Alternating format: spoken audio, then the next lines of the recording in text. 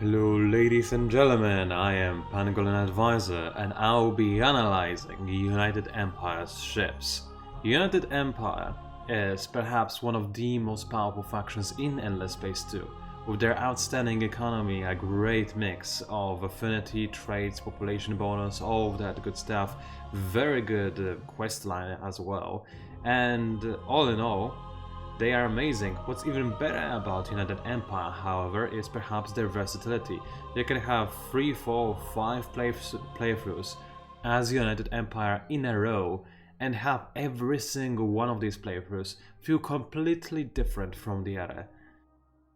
All of my personal likes and dislikes aside, I believe that if we were to look at Endless Space 2's factions in terms of how well they are engineered by Amplitude Studios, in terms of how many options they offer to the player, I believe that United Empire is perhaps the best engineered faction in Endless Space 2, giving the player just so many tools to have fun with.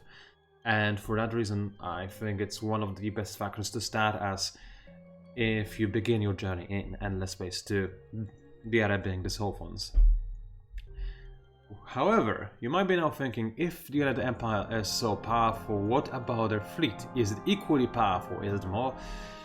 Or is it perhaps a little bit unbecoming of such a powerhouse? Is it more akin to the voters? Well, in the first video of the series I analyzed Sophons, which I claim to be a good starting point as they are fairly average. They're above average, let's be honest, but it's hard to find the perfect average. Then I analyzed the voters who are below average, so you know it's time for now, don't you? It's time for something truly extraordinary. As it has become tradition, I would like to begin by talking about the attacker ship for United Empire. Commonly called the Corvette, this is the... I will never be able to pronounce any of this correctly for any of the United Empire ship, but let's try. It is the Egezrey-class. I think I did quite alright. And as I already mentioned, it fulfills the role of the attacker. So what do we have here? We have an interesting glass cannon package with up to 3 weapon modules to be installed right at the start, 1 top mounted and 2 broadside. This is already a very interesting setup and a strong one as well, allowing you to tear through a lot of your competition's ships and provide yourself with the opportunity for some very nice early game pressure, as this amount of firepower in the early game is quite, maybe not unprecedented, but staggering for sure. If you choose to avoid having a glass cannon ship, you can of course fit this guy with 2 defense systems instead. Whether it's the good idea or not is up for a bit debate. I believe this would be playing against the ship's strengths to do such thing, and because United Empire tends to have a very powerful industry, I think, and they can also supplement their industry with their influence, I believe there is no harm in going deep into the glass cannon strategy. So 3 weapon setup plus defense sounds more optimal to me. You also have an extra utility slot which you can use to get yourself a plasma intensifier, allowing you to increase your damage output even further. As you can see right now, we have 270 offensive firepower, and now, bam, 324. That is a pretty big increase for a ship of this size, I'll tell you that. Of course, it does mean that it's fairly unprotected against attacks, but glass cannons aren't meant to be protected. Nevertheless, you have good matchups against most other ships in the early game, especially if you research the damage amplifier quickly.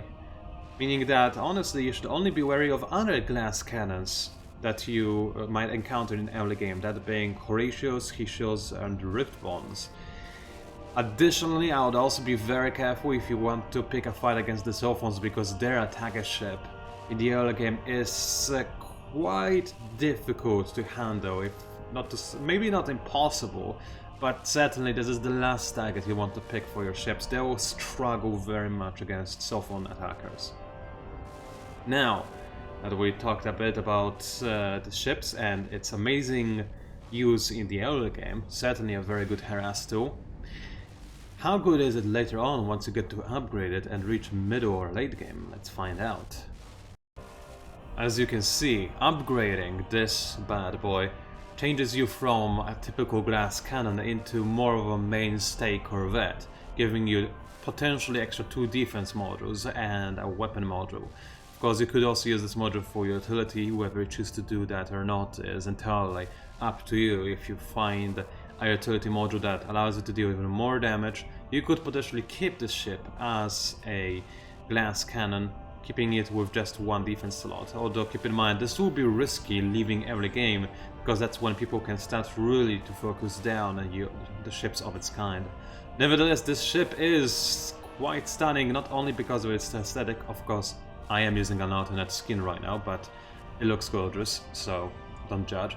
Anyway, not only its aesthetic is amazing, but its complete loadout is quite spectacular to boot, making this ship already very good in its class, with only a few hard matchups. I would personally not have it go fight against ships, upgraded attacker ships of Lumeris of the Riftborn that will most soundly defeat you. And you should also have respect for other ships, such as for instance the dreaded Sopron ship, as well as Unfallen's Vodiani and Hisho upgraded attacker ships, as they can also give you a run for your money. Of course, you have to keep in mind that because of your superior ship production, you will probably in many situations be able to overcome opponents that are even perhaps better than you, but you have to always expect some casualties should you choose this approach. Overall, a very nice ship, but now I'll tell you something that might surprise you somewhat. I wouldn't recommend using it, or at the very least upgraded version of it, in middle game or later.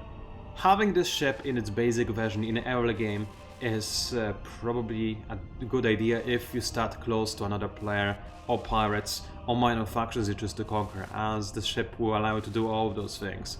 And don't get me wrong, even upgraded, this ship is still very competitive in comparison to ships of other empires.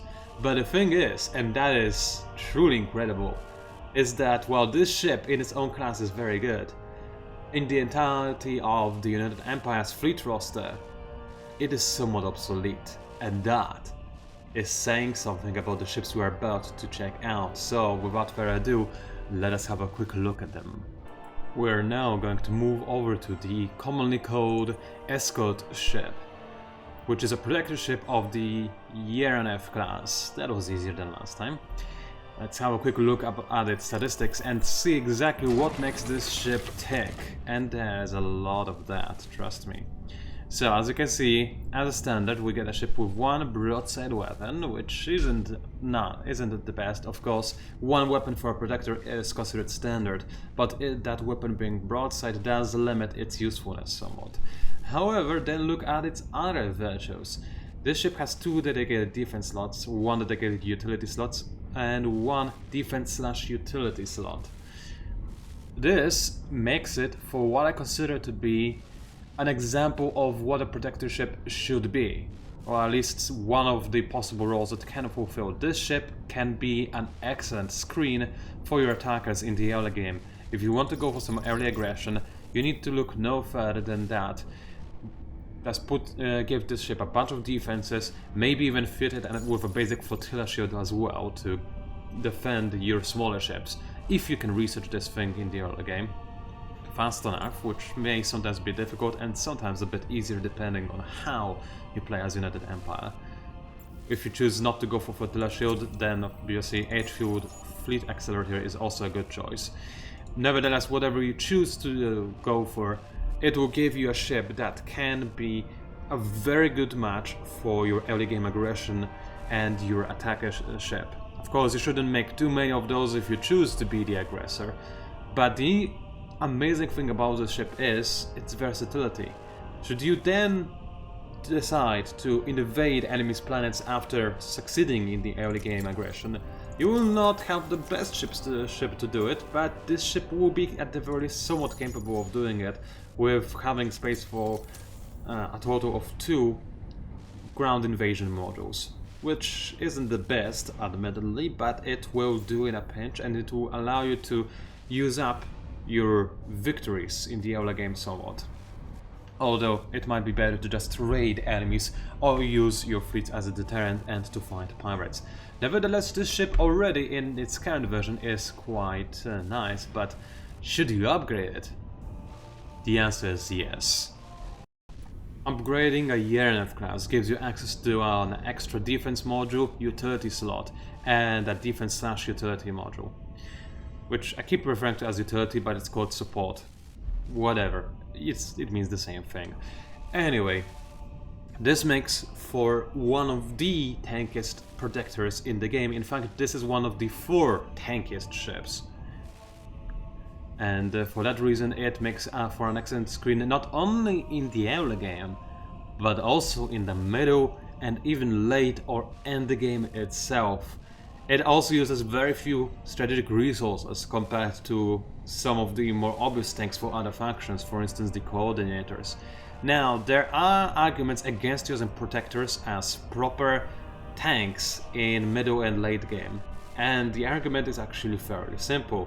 This ship, while it does have an impressive array of defensive slots, it still only has 2500 HP. And coordinators, one coordinator has more HP than 3 protectors. And keep in mind that you can have one coordinator ship in your fleet for every 3 protector ships because of the command point values of the 2 classes. Now, in many cases this is in fact a reason to avoid using protectors as tanks in the later stages of the game, but not for United Empire. For you see, United Empire has both industry to spare and the ability to use influence to make their ships as well. Meaning that even though you might actually have heavier losses while using protector versus using a coordinator ship for tanking the damage, overall I believe you can take it, and this ship will be quite something for that role. It's also much cheaper in terms of its industry cost, meaning that even if you do lose one, for instance, it will not be a very big deal. Additionally, this ship is very versatile, because should you decide to use it as an out-of-game support ship rather than out-of-battle support ship rather than an in-battle support ship, you can do that. It has 4 maximum utility slots. That's plenty for transporting troops or ferrying your fleets across the universe. I would say overall this ship is absolutely great and a testament to United Empire's prowess in battle.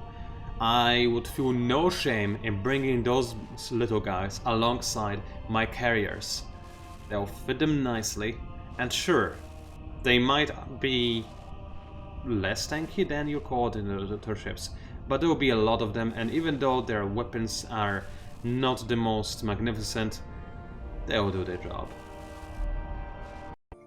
With small ships out of the way, it is now time to look for a hunter. Nicknamed the Battleship, United Empire's Sopron-class certainly requires a dose of respect, even when you dare lay your eyes upon it.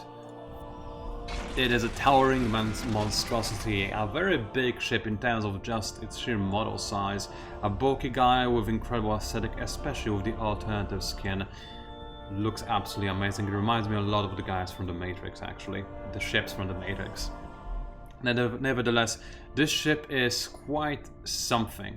If you take a quick look at its weapon loadout, it has a very nice amount of 4 weapon loadouts in total, and what makes it even better is that 2 of them are top mounted, meaning that unlike many other hunters, it is not broadside reliant, and instead it can find plenty of views and plenty of targets, almost ignoring its orientation in relevance to the other fleet. Just to keep in mind, the top-mounted guns have 270 degrees arc of fire as opposed to 120 puny arc of fire of the broadside guns. This is indeed quite some. I'll leave the guns in there, they look nice.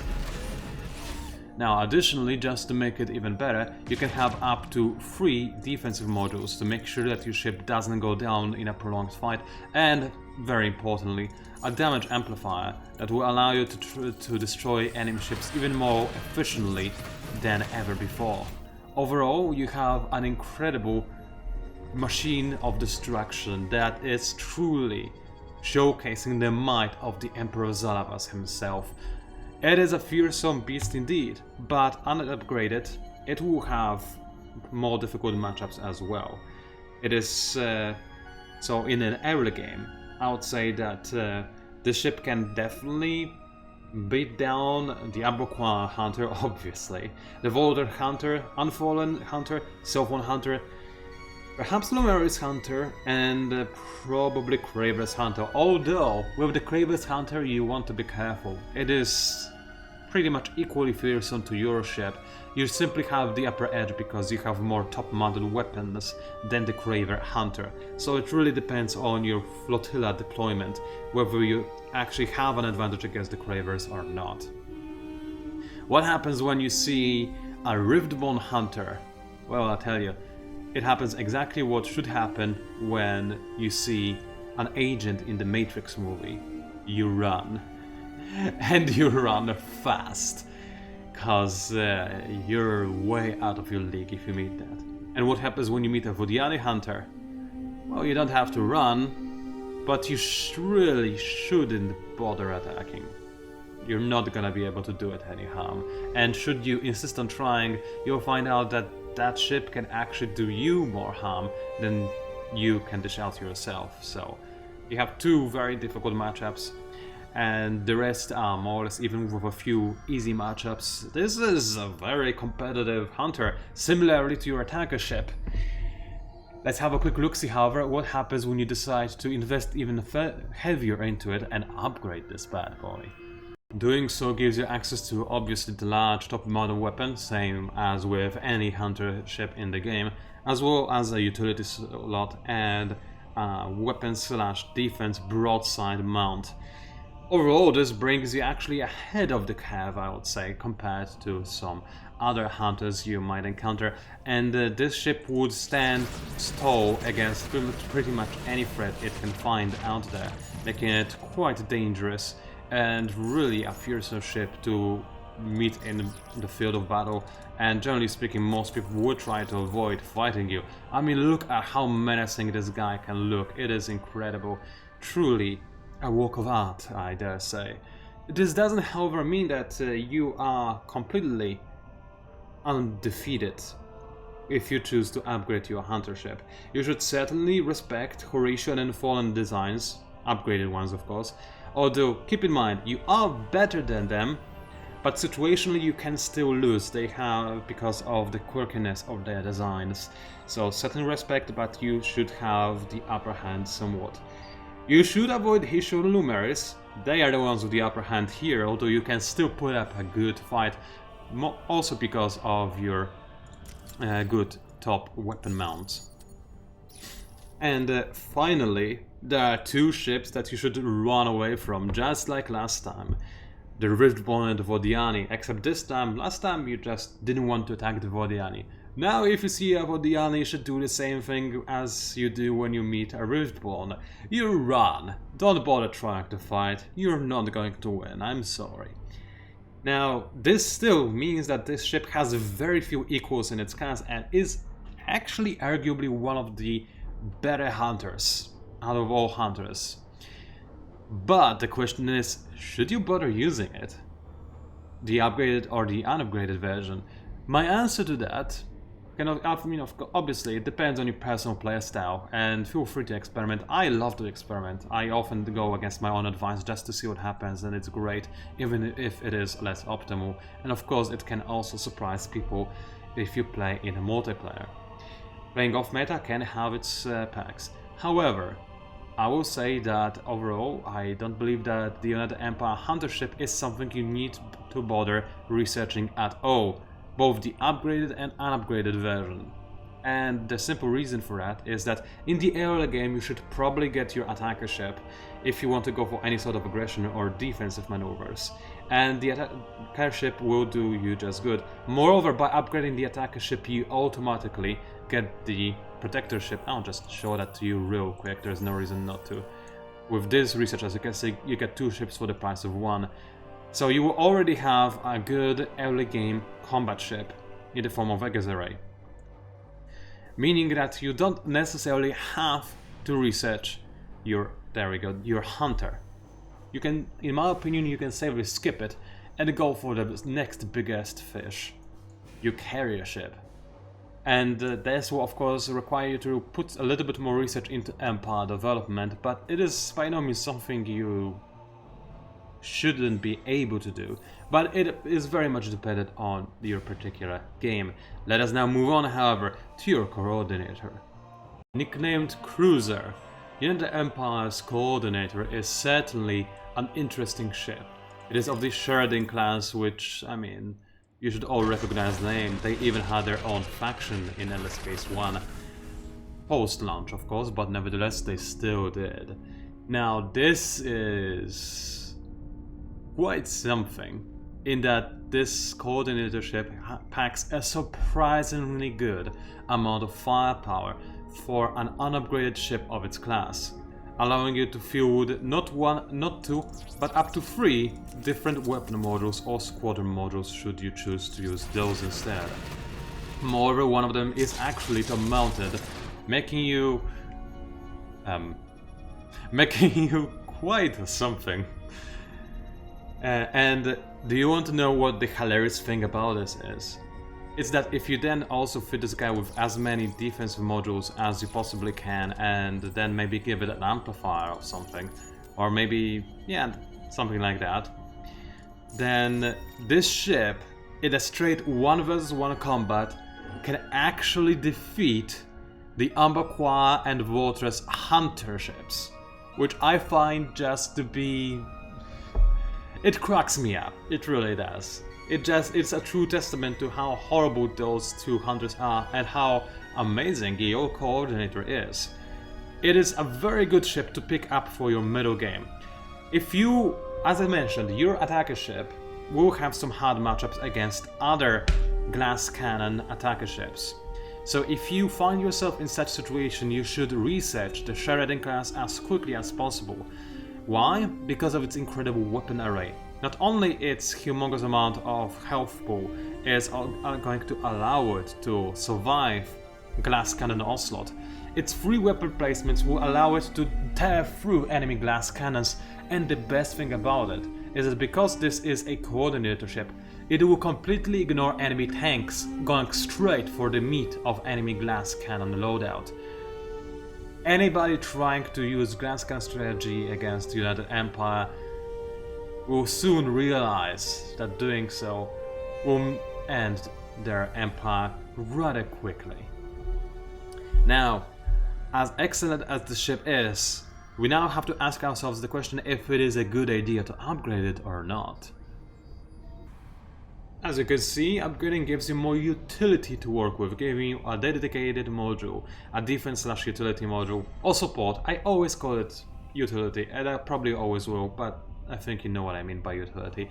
And of course a large weapon module, which cannot be a squadron, but no large modules can.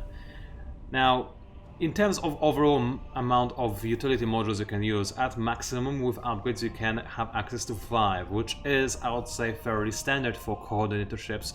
Although, because of how varied this class of ships is, it's difficult to say that anything is standard really, but this is as close as it gets. Once we compare the upgrade ships together, instead of being truly unique and incredible, this ship just becomes very good, which is still, well, very good as you might imagine. It becomes a bit more of a jack of all trades, allowing you to decide if you'd rather spec it to be your tank, or your in-combat support/utility ship, or your out-of-combat support ship. Of course, if you still have problems with attacker glass cannons, you can still keep using this guy, and if you have... did I research it for this video? No, I didn't. But if you had access to, for instance, I'll just quickly show you, the blast effect battery, and put it on your coordinator ship, then this should be the final nail in the coffin of attacker ship glass cannons, and I strongly encourage you to do that if you have problems on that front. Overall, what is my opinion on the ship? Should you bother upgrading it? My answer is not necessarily, although there are 2 schools of thought here at work. First of all, Unupgraded, the ship still has plenty of roles it can fulfill, and it is rather good at them. Moreover, if you are looking for a dedicated tank, then I already expressed my opinion that you're probably better off using protectors.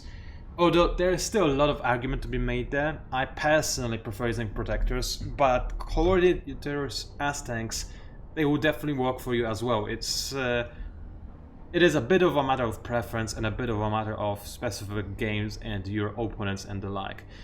Still, upgrading this ship, like I said, makes it either work more like a tank or more like a support ship, and tank role is already somewhat fulfilled, so it is a question of, do you actually need more support ships in your fleet?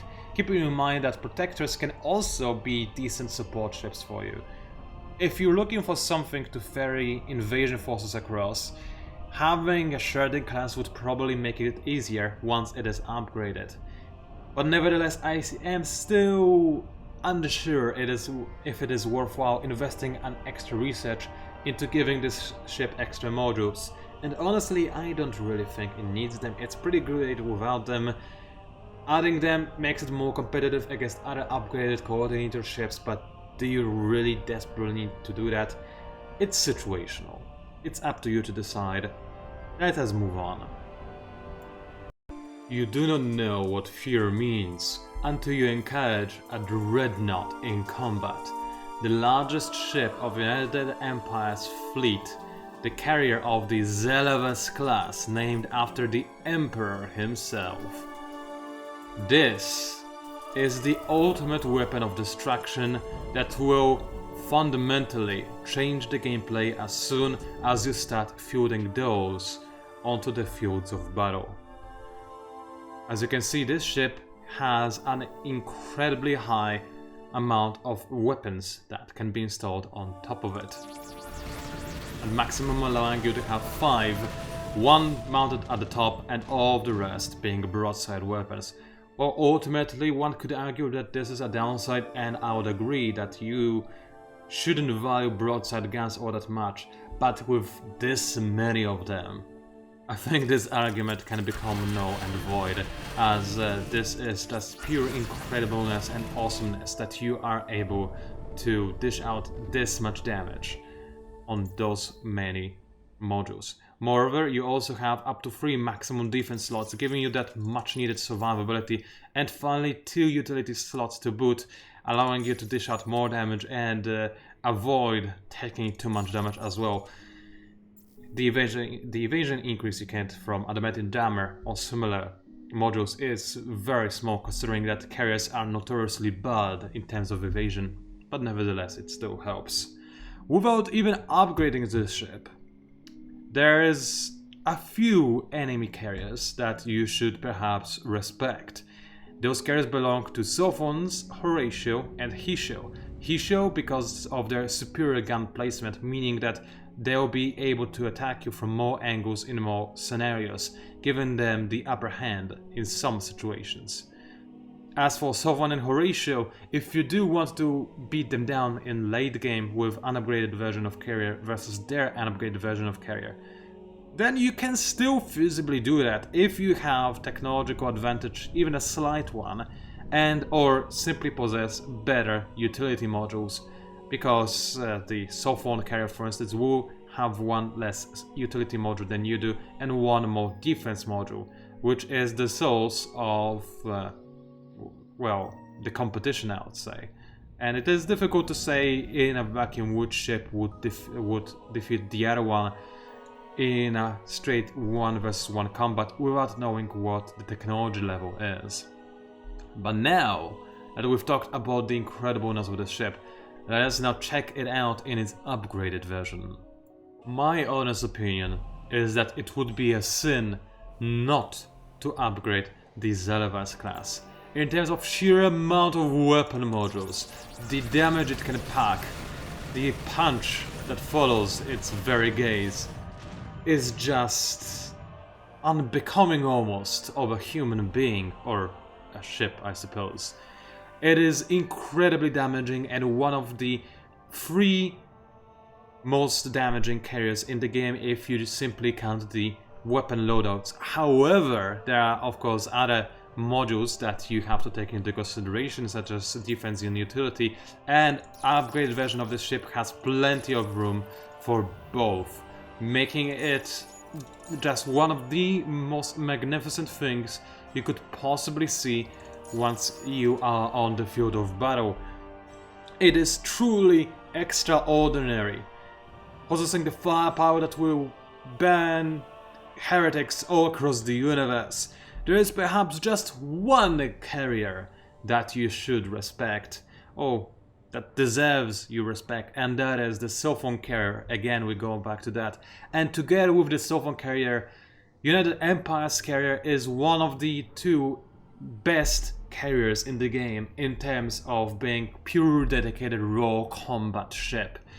It is an incredible weapon of destruction, something that is unbeatable by lesser foes. You will dumpster everybody else's carrier with your superior firepower, you can have my word on it. Ultimately, you do have a little bit of a blind spot with only 2 weapons mounted at the top, but with this many guns, does it really matter? I am not so sure anymore. I am not so sure. Should you be a more cautious player, and should you want to know what other carriers stand even a chance against yours, then I would say that you might consider respecting Horatio's Unfallen, Vodiane, Riftborn and Hishio's carriers, as they in their own right are very respectable machines, with their own sets of advantages that could be used to challenge yours, but make no mistake, I don't believe any other carrier other than perhaps a Sopron carrier can defeat this monstrosity in a single fight. Of course, you have to keep in mind that carriers can have different roles. Defensive and support carriers are sometimes even more important for a fleet than attack carriers. But as United Empires, you build carriers for the carnage, to annihilate all who dare oppose you, and to teach them the true meaning of superior firepower. Create a few of those, pair them up with protector ships, and the sky and beyond is not even a limit. We shall end this guide by talking a bit about the civilian vessels. First off, let's talk a little bit about your settler, the Egezrey-class colonizer, which is an interesting ship if you consider the fact that it is the only colonizer I can think of that actually has a weapon mount. I have no idea why it would need one. I suppose that maybe if some scout vessel wanted to chase this guy away, he could actually stand and fight and not run away. Although with no defensive slots, it would still be a somewhat risky endeavor, but one that they can undertake, I suppose. Nevertheless, the important thing about this ship is that you will want to use this guy for scouting the galaxy, for it has 3 utility slots, whereas if you take a look at the Zelevas-class explorer ship, this is an upgraded version, meaning that by default you will have 1 less utility slot, leaving you with a maximum of only 2 utility slots to use in early game. Sure, 2 weapon mounts and a defense mount for an explorer ship sounds menacing enough, but why would you install those kind of things on a ship that is supposed to be your dedicated explorer? In comparison to others, your ship is going to struggle to be efficient, as it will probably need to have at least 1 engine module and then only 1 probe module to match, which is going to be inferior compared to others, but alas, despite the Emperor's might, you must probably have some downside compared to other people's fleets, and in your case, it's the inferior explorer. Don't worry about it though. Like I said, for checking out the rest of the galaxy, you can use your colony hulls, and as for checking curiosities located near your home sector, you can use the explorer with no engines. It still has 4 movement points, which might be good enough. And that, ladies and gentlemen, is it. Thank you very much for watching this guide. Now, below, after the last guide, one of the comments I received was actually fairly interesting and I would like to mention it. It was to talk a bit about the loadouts for each individual ship in early game, middle game, late game, and I suppose perhaps the end game as well, as in my opinion it is an entirely different stage of the game in its own right. Well, I was really considering this suggestion, either making it part of this particular series of videos, but this would extend their length and mean that fewer people would watch the entirety of this content, as opposed to if I instead release two separate videos, one talking about the ships, one talking about their possible loadouts. But if I were to do that, I fear I would be watering down content quite heavily, and as a result I'm also not very keen on that solution either, so it felt to me like both of those solutions aren't the best ways to resolve this issue, and I would like your input on that. What I tried to do in this video is just somewhat tell you about how I would outfit my ships, because ultimately the problem with telling you what my builds are is that they vary from game to game to an extreme amount. For instance, if you find certain strategic resource or not, that can impact what ships you get and how you equip them. If you start right next to an enemy, that can impact your build. If you start far away from the enemy, that will have an impact too. What kind of enemy you're facing? Is it Vodiani? Is it Riftborn? Is it somebody else? Are you facing pirates? How good is your industry? How good is your influence? Do you have the dust to perhaps buy some stuff? Or do you need to sell your ships to stay afloat? All of those things make reading a build video very, very complicated. And I'm not sure if I could possibly cover all aspects. And giving you just 3 example builds, I'm not even sure if it would be all that meaningful. But, of course, you might have different opinions, so I would welcome your input, regardless of what this input is. As always, feedback and constructive criticism are very much so welcome. Nevertheless, I would like to thank you again for the amazing reception I got for the series, and I'll continue going. Check out my Twitter. I will already record a few of the other factions guides today, in fact. But for the future ones, I guess I'll try to make a poll on Twitter on what is the next thing you would like to see. Regardless if I do that or not, I still thank you very much for your inputs. It was Pangolin Advisor, also known as Panchasu, which is my older YouTube channel. Thank you very much for watching, and I'll see you online.